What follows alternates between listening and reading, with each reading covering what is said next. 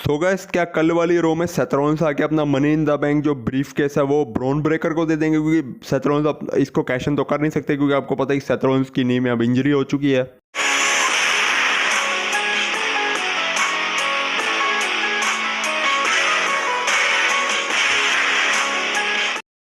So guys, अब कल जो मंडे नाइट रो होने वाले उसके लिए रोमन रेंज को डब्ल्यूडब्ल्यूई ने पहले से ही कंफर्म कर दिया था। मतलब कल वाली मंडे नाइट रो में हमें रोमन रेंज देखने को मिलेंगे और कल वाली मंडे नाइट रो के थ्रू भी समरस्लैम 2025 के लिए कुछ और मैचेस कंफर्म हो चुके हैं। पहली वैसे बहुत मैच कंफर्म हो चुके हैं, लेकिन 2 नाइट्स की समरस्लैम है, तो कल वाली मंडे नाइट रो के थ्रू भी समरस्लैम के लिए कुछ और मैचेस कंफर्म हो सकते हैं।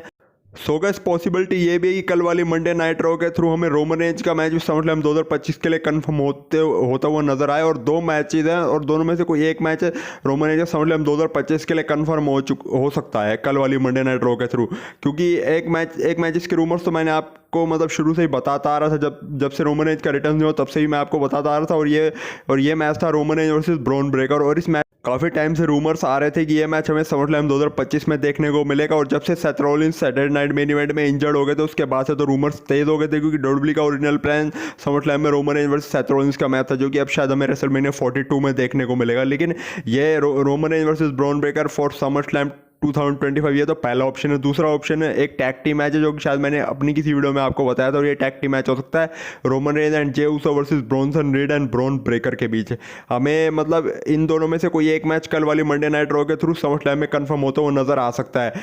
वैसे तो ये टैग टीम मैच भी कंफर्म हो सकता है और Roman Reigns versus Bron breaker का सिंगल्स मैच भी कंफर्म हो सकता है। लेकिन अगर डब्ल्यूडब्ल्यूई रोमन रेंज को थोड़ा सेफ रखना चाहती है, क्योंकि आपको पता है कि समरस्लैम के बाद अगस्त के महीने में रोमन रेंज को फिर स्ट्रीट फाइटर मूवी के लिए फिर से डब्ल्यूडब्ल्यूई से ब्रेक लेना पड़ेगा और वो चले जाएंगे ऑस्ट्रेलिया। तो अगर डब्ल्यूडब्ल्यूई रोमन रेंज को थोड़ा ब्रेक दे, मतलब रोमन रेंज को थोड़ा सेफ रखना चाहती तो रोमन रेंज को टैग टीम मैच में डाल सकती है। So guys, Roman Reigns and Jey Uso versus Bron Breakker and Bronson Reed इस टैग टीम मैच के रूमर्स भी तब से ही आने लगे थे। आपको पता है कि पिछले हफ्ते के मंडे नाइट रो में जब रोमन रेंज ने अपना रिटर्न किया था, जब यहाँ पे ब्रॉन ब्रेकर और ब्रॉनसन रीड सीएम पंक और जे उसो के ऊपर अटैक करे, तब यहाँ पर रोमन रेंज ने रिटर्न करके ब्रॉनसन रीड और ब्रॉन ब्रेकर के ऊपर अटैक करा था और सेव करा था जे उसो और सीएम पंक को। तो उसके बाद से इस टैग टीम मैच के रूमर्स आने लगे थे कि समरस्लैम 2025 में डब्ल्यूडब्ल्यूई टैग टीम मैच भी बुक कर सकती है, जिसमें एक तरफ रोमन रेंज और जे उसो होंगे और दूसरी तरफ होंगे ब्रॉनसन रीड और ब्रॉन ब्रेकर। अब इस मैच में हमें सेथ रॉलिंस की इंटरफेरेंस तो ना के बराबर ही देखने को मिल सकता है। अगर वैसे वो मतलब होते इस वक्त डब्ल्यूडब्ल्यूई में तो इंटरफेरेंस देखने को मिलती, लेकिन अगर अभी वो इंजर्ड है और वो डब्ल्यूडब्ल्यूई में अभी है नहीं अवेलेबल, तो फिर इस मैच में उनकी जो मतलब इंटरफेरेंस है वो ना के ही बराबर है।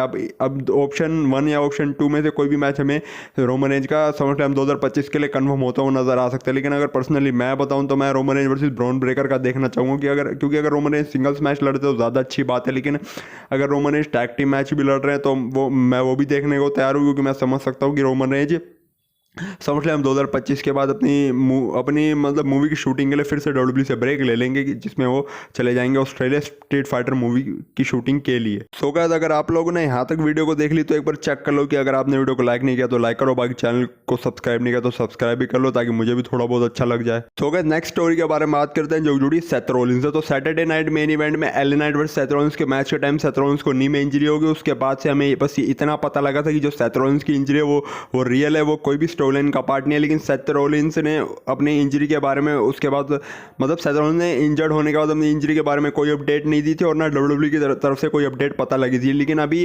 रिसेंट सेथ रॉलिंस का एक इंटरव्यू हुआ था और इंटरव्यू में उनसे पूछा गया था कि तुम्हारी इंजरी के अब कैसे हालात है। तो सेथ रॉलिंस ने अपनी इंजरी को लेकर कुछ अपडेट दिया और सेथ रॉलिंस का ये कहना है कि उन्हें अभी थोड़ा टाइम लगेगा अपनी इंजरी से रिकवर करने में, लेकिन वो रेसलमेनिया सीजन तक डब्ल्यूडब्ल्यूई में वापसी आ जाएंगे। तो इससे शायद सेथ रॉलिंस ये कहना चाह रहे हैं कि अभी उनको अपनी इंजरी से रिकवर करने के लिए रेसलमेनिया तक का टाइम लग जाएगा। मतलब सेथ रॉलिंस हमें बहुत टाइम तक डब्ल्यूडब्ल्यूई में नहीं देखने को मिलने वाले। मतलब रेसलमेनिया सीजन के आसपास ही शायद अब सेथ रॉलिंस डब्ल्यूडब्ल्यूई में वापसी आएंगे। बाकी आपके इस बारे में क्या थॉट्स हैं मुझे कमेंट सेक्शन में ज़रूर बताइएगा। और गाइस, अब कल मंडे नाइट रो होने वाली है और मंडे नाइट रो में तो वैसे सेथ रॉलिंस की कोई अपीयरेंस डब्ल्यूडब्ल्यूई ने कंफर्म नहीं करी। अगर कल की मंडे नाइट रो में सेथ रॉलिंस अगर अपना एक शॉकिंग अपीयरेंस देते हैं तो कल की मंडे नाइट रो में डब्ल्यूडब्ल्यूई ये एंगल बुक कर सकते हैं। मतलब ये सिर्फ एक स्पेकुलेशन है, मैं ये नहीं कह रहा कि ये चीज़ कंफर्म है कल की मंडे नाइट रो में हमें देखने को मिलेगी। मैं ऐसा कुछ नहीं कह रहा, ये सिर्फ एक स्पेकुलेशन है और एक रूमर्स है।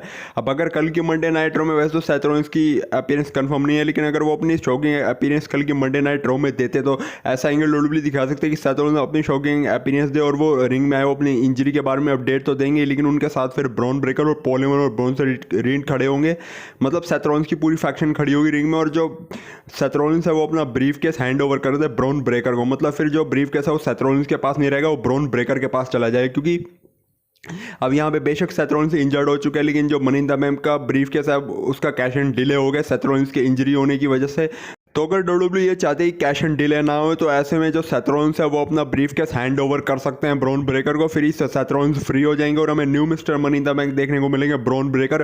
फिर इससे क्या होगा कि ब्रॉन ब्रेकर का जो करैक्टर वो एक अलग ही लेवल पे पहुंच जाएगा। मतलब आपको पता है कि अगर ब्रॉन ब्रेकर के पास मनी इन द बैंक आ गए तो फिर वो दोनों वर्ल्ड टाइटल के लिए कैश इन कर सकते हैं। मतलब दोनों वर्ल्ड टाइटल में से किसी एक के लिए कैश इन कर सकते हैं, तो वर्ल्ड हेवीवेट चैंपियनशिप के लिए या फिर अनडिस्प्यूटेड चैंपियनशिप के लिए।